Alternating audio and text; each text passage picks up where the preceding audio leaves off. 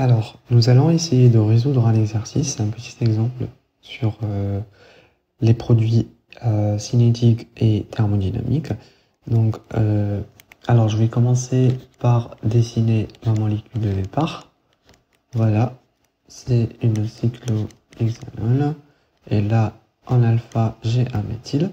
Donc, alors, le bilan, c'est ça, en fait. Alors, c'est deux produits possibles. Alors ici, ma base c'est LDA, le solvant c'est THF.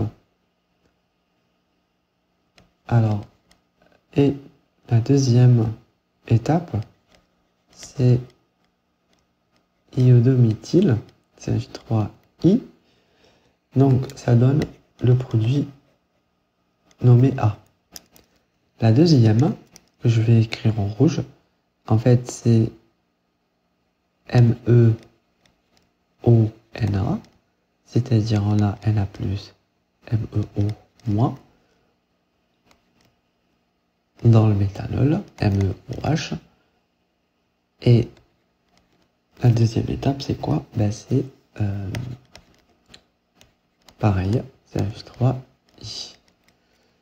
Alors, voilà, quand vous voyez ça, un halogénoalkane, pardon, un halogénoalkyle, halogénoalkyle, ça veut dire un halogène attaché à un groupement alkyle.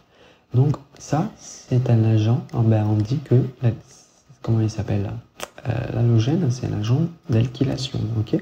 Pourquoi on dit ça? Ben, parce qu'on va, par exemple, venir attaquer notre alkyle, celui-là il part, on n'a plus besoin, et là on a gagné tout ça. Voilà, c'est pour ça qu'on a fait une alkylation à partir de cet agent d'alkylation. Voilà, c'est pour ça qu'on a cette partie-là, cette deuxième étape. Voilà, là, ça nous donne le produit B. Et là, maintenant, c'est à vous de réfléchir. Oh, pardon, je suis fatigué. Alors, la première chose à faire, c'est une analyse, en fait, des conditions de la réaction. Alors, qu'est-ce qu'on avait dit au départ? On avait dit qu'on peut former le produit cinétique et on peut former le produit thermodynamique. Pour le produit thermodynamique, on avait dit qu'il faut... Alors, pour le cinétique, il faut une base forte, encombrée. Voilà. Et pour la température, elle ne doit pas être forte, pardon, elle ne doit pas être haute. Donc une température basse. Ici, j'ai pas une idée sur la température, j'ai pas une information sur la température, donc ça ne m'intéresse pas. Pareil ici, on a pour le produit thermodynamique une base qui est weak, comment on dit ça, qui est faible. Ok. Donc il va me falloir chercher là où j'ai une base forte pour dire que je vais attaquer là où c'est pas encombré. Une fois que j'attaque là où c'est pas encombré, ben je forme rapidement mon produit. Mon produit sera le produit cinétique.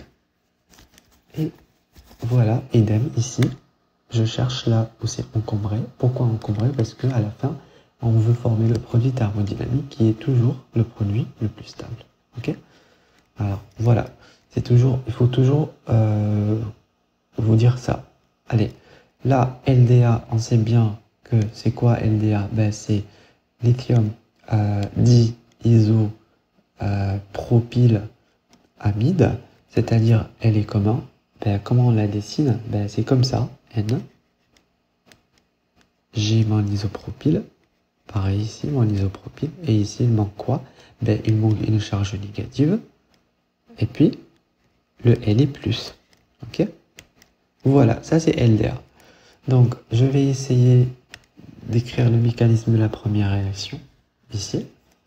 Alors, qu'est-ce que j'ai? Ben, j'ai substrat, ici, j'ai ça. Alors, je vais afficher les hydrogènes. Ici, j'en ai deux de ce côté, ici, j'en ai qu'un seul. Alors, si je veux attaquer, ben, j'attaque où? J'ai une base encombrée et forte. La base forte et encombrée, ben, elle va aller où? Ben, elle va, c'est en fait, avoir une base forte encombrée, c'est avoir avoir un produit cinétique à la fin. Donc, je vais aller attaquer ici, là où c'est pas encombré. Regardez, encombré attaque là où c'est pas encombré, ok? L'encombré, il va pas attaquer là où c'est encombré, ok? Là où c'est encombré, et lui, il est déjà encombré. Ça se fait pas. Comme ça, vous n'allez pas vous tromper. Alors, je suis encombré, ben, je vais attaquer là où je suis pas encombré. Donc, là où j'ai que 2 hydrogènes, parce que ici, en fait, il y a le groupement méthyle, c'est encombré.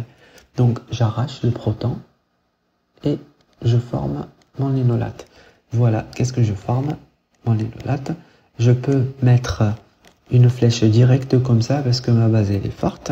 Donc, je fais ça, ça. Là, c'est mon alcoolate. Là, qu'est-ce que je mets? Ben, je peux directement arracher et mettre ici ma double liaison. Soit je mets une charge négative ici sur ce carbone, soit une double liaison ici. C'est le cas. Voilà, ça c'est mon linolate. Ça s'appelle linolate. Voilà, regardez. Ça s'appelle énolate cinétique. Ok? Cet énolate cinétique, il va en fait, maintenant, il va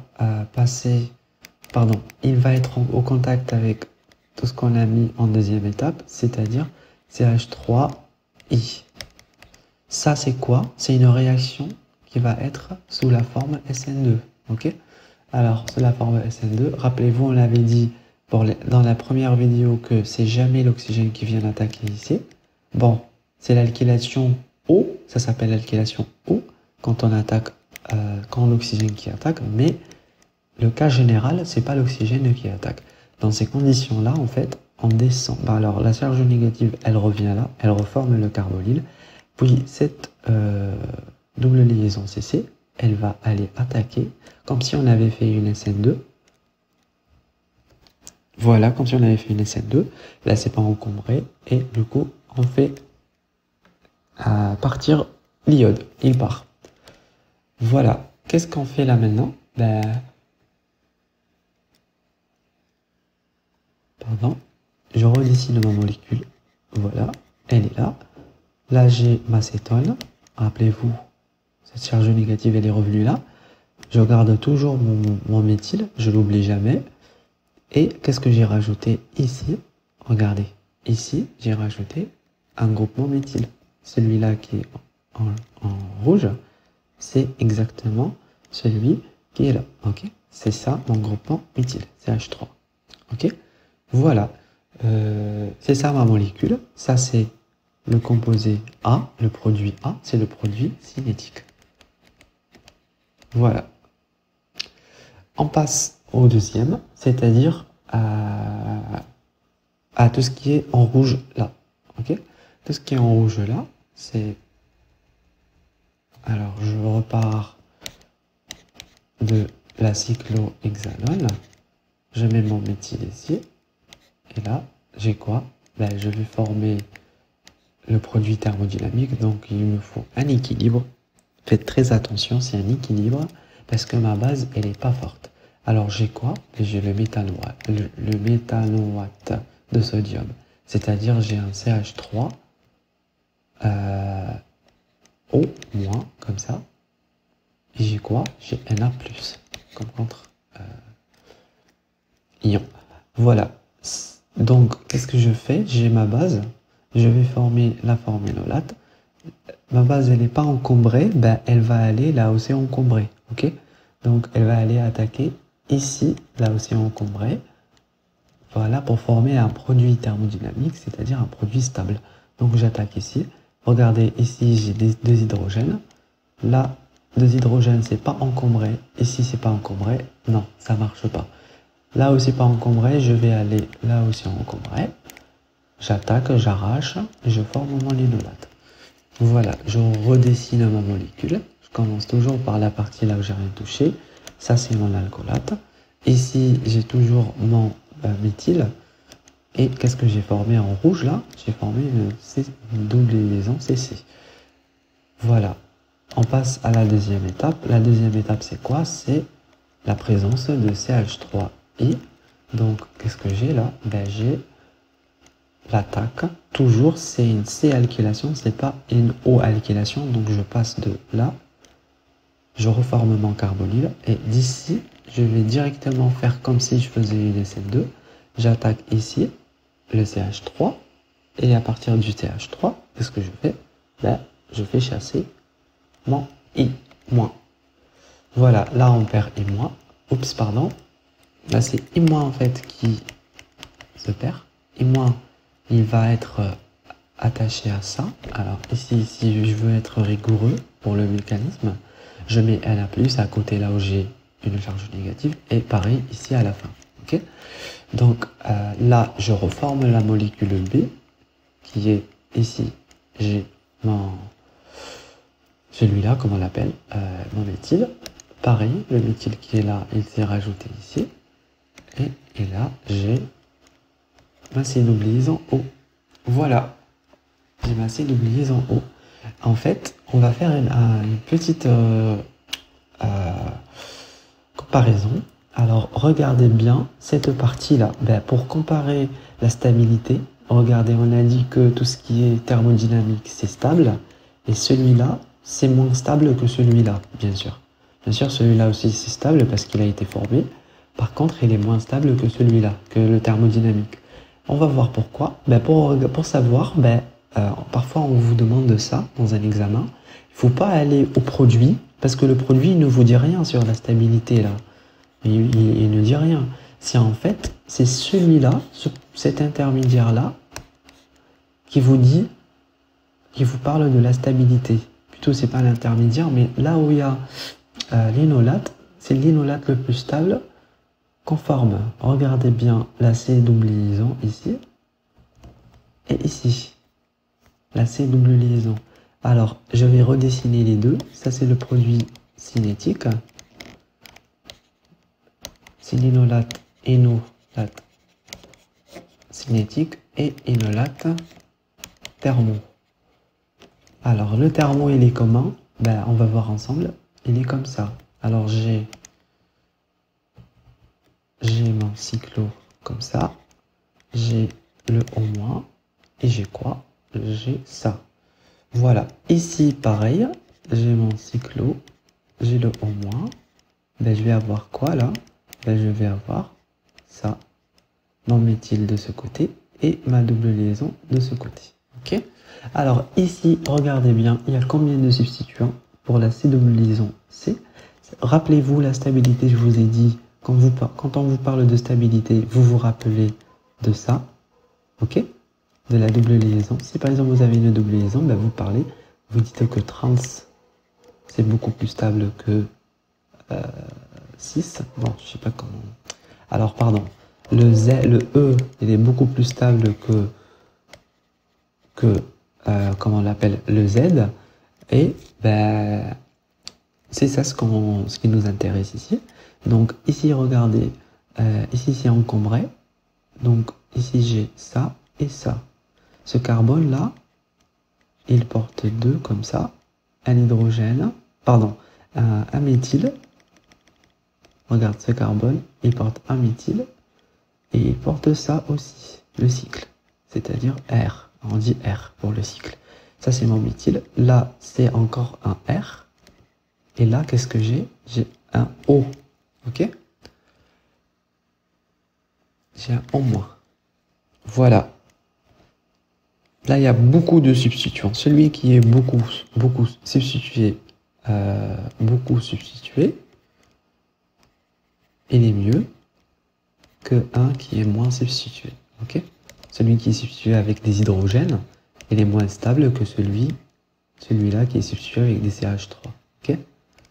Voilà. Bon, il y aura parfois des, comme on l'a dit en premier exemple, dans la première vidéo, il y aura parfois des exceptions. Là, on privilégie, comment on l'appelle, le Z sur le E.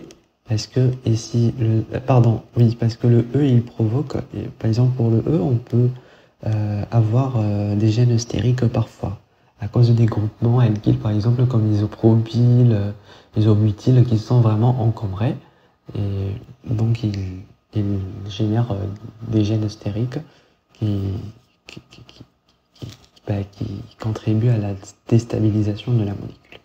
Voilà. On est arrivé où? Ben, on est arrivé là, la comparaison ici. Alors j'ai quoi? Ici, j'ai le O. J'ai pareil ça. Là, par contre, j'ai quoi? Ben, j'ai un hydrogène. Au lieu d'avoir un R, au lieu d'avoir un deuxième substituant, j'ai un hydrogène. C'est ça en fait la différence. Ici, on a un hydrogène. Ici, on a un méthyle avec deux R. Ici, on a le R et le méthyle. Vous voyez là? R. Celui-là, c'est un R. Celui-là, c'est un H. Là, j'ai l'oxygène qui est là. Et là, j'ai quoi? Ben, j'ai un R. Pareil. Voilà. Donc, RRO, RRO, pardon. Ici, j'ai un méthyle. Et ici, j'ai un hydrogène. Celui-là, il est beaucoup plus stable.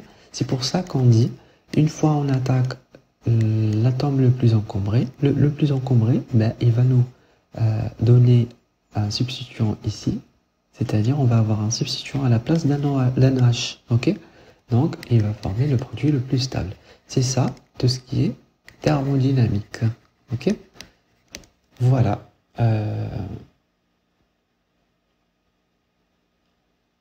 Je pense que c'est tout, là.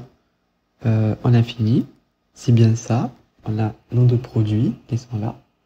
Ça, c'est le produit B. Voilà. Donc, cet exercice, c'est OK. J'espère que vous avez bien compris. N'hésitez pas à me poser vos questions en commentaire.